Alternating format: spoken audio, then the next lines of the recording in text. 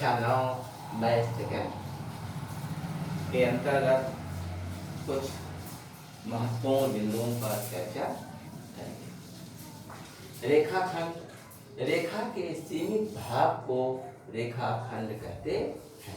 रेखाखंड दो अंत बिंदुओं द्वारा सीमित होता।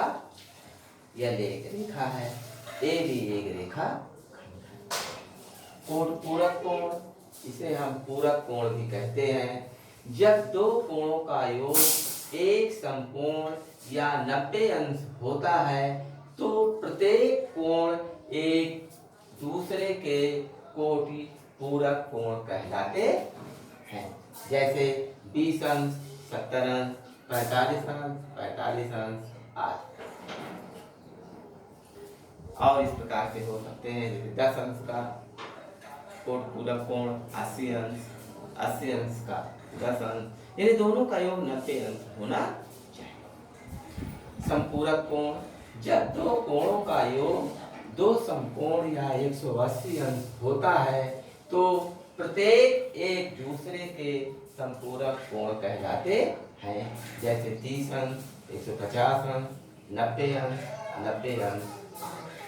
इन दोनों का योग 180 अंश होना चाहिए। 30 और 150 का योग 180 अंश है, 90 और 90 का योग 180। इसी प्रकार से 20 अंश का कोण पूरक कोण 160 अंश होगा, 10 अंश का कोण पूरक कोण 170 अंश होगा। शीर्षाभिमुख कोण, जब दो रेखाएं एक दूसरे को किसी बिंदु पर प्रच्छेद करती हैं तो प्रच्छेदन बिंदु पर बने कोणों के आमने सामने के कोण शीर्षाभिमुख कोण कहलाते हैं। यानी जब दो रेखाएं एक दूसरे को किसी बिंदु पर प्रच्छेद करती हैं तो प्रच्छेदन बिंदु पर बने कोणों के आमने सामने के कोण शीर्षाभिमुख कोण कहलाते हैं। जैसे यल और यम,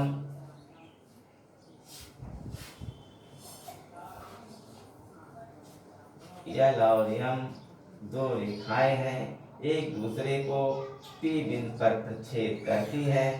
इनके द्वारा बने कोण 1, 2, 3 और 4 हैं।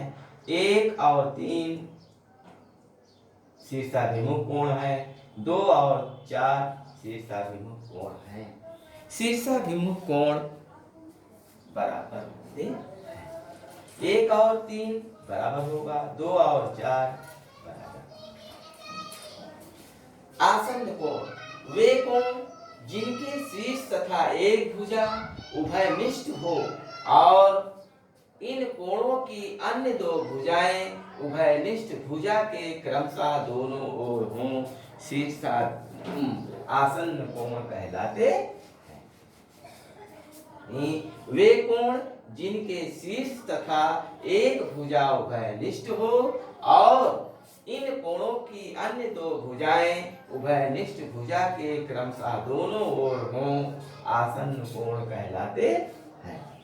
जैसे ए ओ डी, ए कोण है, ओ सी ए। देखिए ओ सी उभयनिष्ठ भुजा है, ओ उभयनिष्ठ शीर्ष है, ओ ए और ओ भी उभयनिष्ठ भुजा के दोनों ओर हैं। इसलिए इसके द्वारा निर्मित एक और कोण 2 आसन्न कोण है।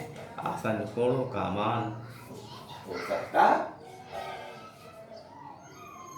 कोणों के रेखीय युग्म, दो आसन्न कोण रेखीय युग्म निर्मित करते हैं यदि उनकी उभयनिष्ठ भुजा के अतिरिक्त अन्य दो भुजाएं विपरीत किरणें हों।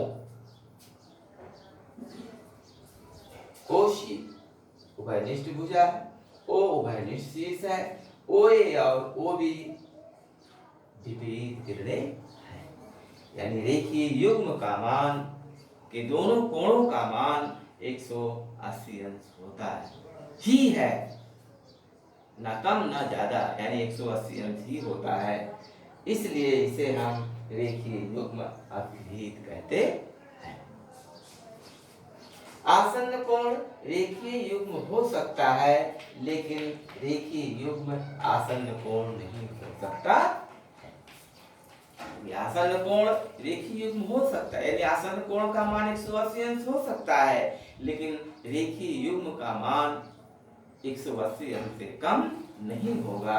इसीलिए आसन्न कोण रेखीय युग्म हो सकता है, लेकिन रेखीय युग्म आसन्न कोण नहीं हो सकता है।